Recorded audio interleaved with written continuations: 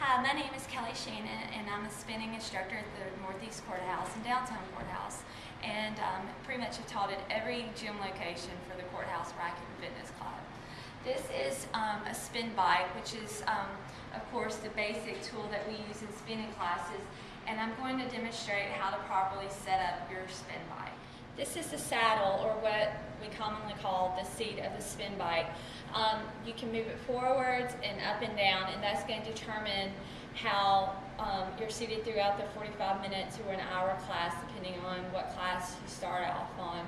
For people who are new to spin class or pro spinners, what we always tell them is wherever your hip bone is located, that's how you want the height, that's how high you want the seat to come up. So what you do is literally take this knob and turn it and pull it out, and then you can adjust the seat up or down. So my hip bone is about right here, so I'm going to bring the saddle or the seat to my hip bone. Then what I will do next is tighten the knob, and then this knob right here underneath the seat moves the saddle forward and backwards. I can already tell the seat is too far back, so what I'm going to do is loosen the knob that moves it forward and back and move it up a little.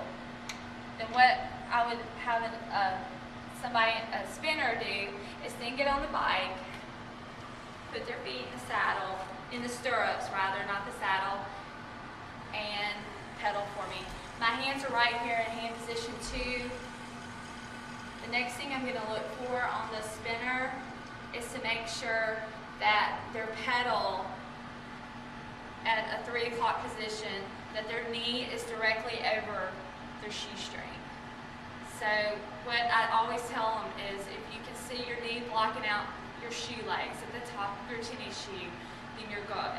You want a lunge angle, which like when you're doing lunges, that's kind of how you want your leg at the 3 o'clock. At the bottom, which is what we call 6 o'clock, because this is 12, 3, 6, and 9.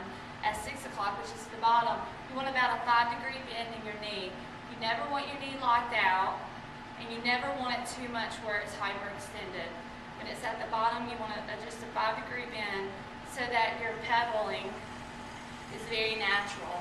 Also, don't point your toes down, just keep them basically just very natural, but don't point down and don't take your heels and extend them too far down. So it's just a very natural movement. The other thing you want to do once you get your seat or your saddle properly set up is to make sure that your handlebars are great.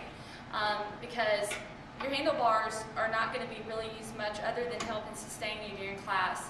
You're gonna, you always don't want them too far down below the saddle. You want to bring them a little bit up. So what I'm going to do is loosen this knob here, pull it out, and lift the handlebar up, and then tighten it. You don't want to bring it too high. You don't want to feel like you're riding a motorcycle, but you don't want it too low where you're tipping from the hips. You want to sit up tall, keep your chest open, so that you can just leave your elbows slightly bent on your handlebars. For beginners, a lot of times, the cages or where you put your feet, you want them where you can take the strap and loosen it at the bottom and slightly pull up. You want the widest part of your shoe over the widest part of the pedal.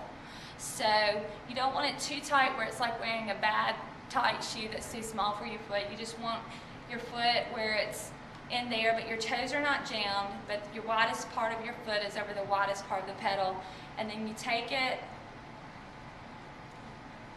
and secure it here just by pulling down and making sure that your foot is snug. Because what you're going to do a lot is when you're pedaling, you will be seated and then you'll be standing. So you want to make sure that your foot is secure while you're in the saddle and out of the saddle. And that's how you set up a spin bike.